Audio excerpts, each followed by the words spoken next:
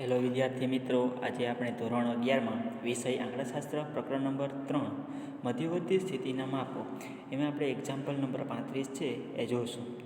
કે એમાં જો શું કહે છે, એક રકમ આપેલી છે કે એક જથ્થાબંધના વેપારી માટે તેણે મૂકેલ ઓર્ડર અને તેની પ્રાપ્તિ વચ્ચેનો સમય નીચે પ્રમાણે છે. કે જો ઓર્ડર મૂકે છે અને માલને પ્રાપ્તિ કરે છે એની વચ્ચેનો સમય છે આપણને નીચે મુજબ આપેલો છે. આ સમયનો બહુલક શોધો. કે આના ઉપરથી છે આપણે વિદ્યાર્થી મિત્રો એનો બહુલક શોધવાનો છે. સમય આપેલો છે કલાકમાં અને ઓર્ડરની સંખ્યા પણ આપેલી છે. સમય કલાકમાં 20 થી 25, 25 થી 30, એવી રીતે 50 થી 55 સુધી. ઓર્ડરની સંખ્યા પણ આપેલી છે 2, 5, 7, 5, 6, 7, 3 એ ઓર્ડરની સંખ્યા છે. હવે આપણે જોઈ શકીએ કે મહત્તમ આવૃત્તિ 7 છે. જો સૌથી પહેલાં તો આપણે શું જોઈએ છીએ આવા દાખલામાં, તો કે મોટામાં મોટી આવૃત્તિ હોય એ આપણે જોઈએ છીએ. તો આમાં મોટી આવૃત્તિ કઈ છે? 7 છે. પણ તમે જુઓ અહીંયા 7 બે વખત આવે છે. કેટલી વખત આવે છે? 2 વખત છે. કે જે બે વર્ગો માટેની છે, તેથી આપણે બહુલક શોધવા માટે આસાદિત સૂત્રનો ઉપયોગ કરીશું. કે હવે જો 2 વખત આવે છે તો આપણે બહુલક શોધવા માટે આસાદિત સૂત્ર છે તેનો આપણે ઉપયોગ કરીશું. મધ્યક અને મધ્યસ્થ શોધવા માટે નીચેની ગણતરી કરવામાં આવી છે. એટલે કે મધ્યક અને મધ્યસ્થ આમાં આપણે બંનેનો ઉપયોગ કરીશું. જો સમય જે આપણે રકમમાં આપેલો છે એ પણ અહીંયા દર્શાવી દેવાનું. ત્યાર પછી ઓર્ડરની સંખ્યા દર્શાવી દેવાની, એને એફ નામ આપવાનું, એનો ટોટલ કરી નાખવાનું, એને એન નામ આપવાનું. ટોટલ તમે કરો 5 ને 2 7, 7 દુ 14, 14 ને 5 19, 19 ને 6 25, 25 ને 7 32 ને 3 35, એટલે એન બરાબર 35. હવે ત્રીજું કોલમ જે નવું જે શું કરતું કે મધ્ય કિંમત એક્સ. તમને ખ્યાલ જ છે મધ્ય કિંમત એટલે શું?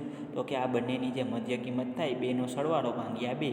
20 + 25 એટલે 45, 45 ભાગ્યા 2 એટલે 22.5, 25 + 30 ભાગ્યા 2 એટલે કે 27.5. એવી રીતના જે મધ્ય કિંમત બધાની શોધી અને મધ્ય કિંમતના કોષ્ટકમાં જે બધાની મધ્ય કિંમત લખી નાખવાની. ત્યાર પછીનું કોલમ આવે છે ડી.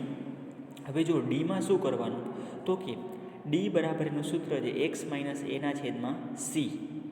x - a/c. તો x આપણને અહીંયા આપેલા છે. પછી એ, તો એ શું કરવાનું, તો કે આપણે આમાંથી જે કોઈ પણ રકમ એક ધારી લેવાની. પણ વિદ્યાર્થી મિત્રો અહીંયા જો રકમ છે તમને એકી સંખ્યામાં આપેલી હોય તો તમારે જે સેન્ટરમાં જ રકમ ધારવાનો, એ જે વચ્ચેની સંખ્યા ધારવાની. અહીંયા જો એ કેટલો થાય, તો કે 37.5 ધાર્યો. 3 રકમ ઉપર અને 3 રકમ કેવી છે, તો કે નીચે. વચ્ચે જે 37.5 આવ્યા એ ધાર્યા અને એના બરાબર 0 મૂકી દેવાનું. હવે સી બરાબર, તો કે એની વર્ગ લંબાઈ કઈ છે, તો કે 35 થી 40 એટલે વર્ગ લંબાઈ 5. હવે તમે એમાં કિંમત મૂકી દો 22.5 - a એટલે કે 37.5 છેદમાં સી એટલે કે 5 એટલે કેટલા આવશે? -3. એવી રીતના ગણતરી કરતા જશો એટલે અહીંયા કેટલા આવશે? -2, અહીંયા -1, અહીંયા 0. જો 0 જ થાય 37.5 - 37.5 એટલે 0, 0 ભાગ્યા એટલે 0 થઈ જશે. એવી જ રીતે અહીંયા કેટલા આવશે? 1, 2 અને 3.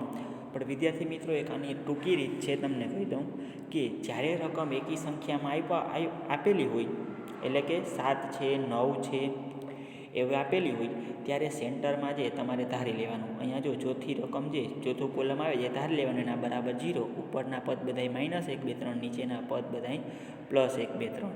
બરાબર. પણ બધી જ જગ્યાએ આ રીત લાગુ પડશે નહીં.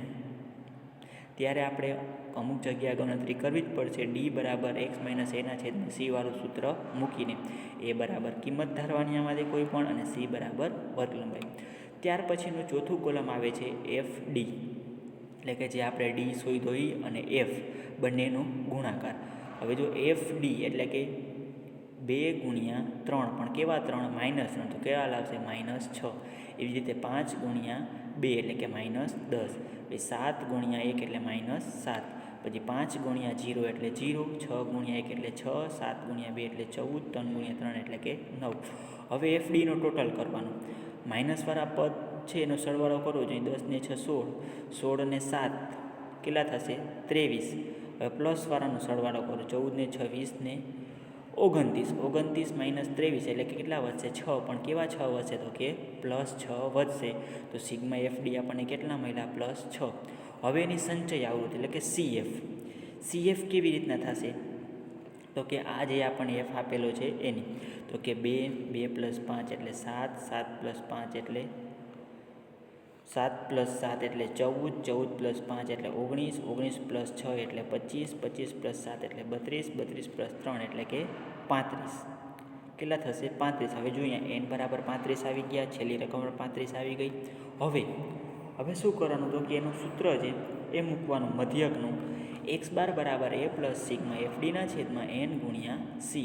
હવે એ તો કે આપણે જે રકમ ધારી હતી એ 37.5, એ બરાબર 37.5, એફડી કેટલા આવ્યા આપણે સિગ્મા? તો કે 6, અને એન તો કે એન જે આપણને અહીંયા જુઓ તો કેટલા મળે? તો કે 35, અને ગુણ્યા સી એટલે કે વર્ગ લંબાઈ 5ની.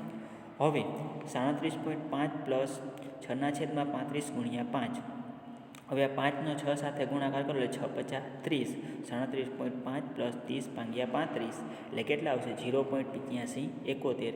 એ 37.5માં પ્લસ કરશો તો 38.36 છે આપણને એનો મધ્યક મળશે. કેટલો મળશે? તો કે 38.6.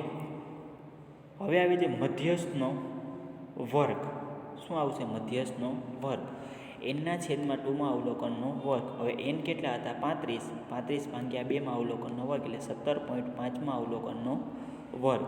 હવે 17.5માં અવલોકનનો વર્ગ છે એ સંચય આવૃત્તિ પરથી જાણી શકાય કે 17માં અને 18માં અવલોકનનો વર્ગ છે 35 × 40 છે. જો તમે અહીંયા જુઓ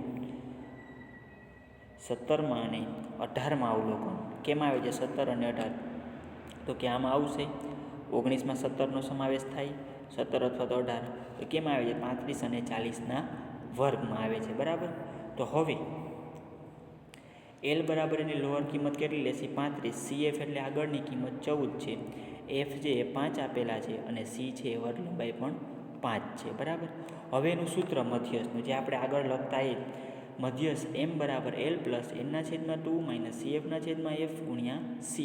એલ એટલે 35 પ્લસ n/2 આપણે શોધ્યા ઉપર 17.5. CF કેટલા હતા? તો કે પરની કિંમત 14 અને છેદમાં f એટલે કે 5 ગુણ્યા c એટલે કે વર્ગ લંબાઈ એટલે કે એ પણ 5.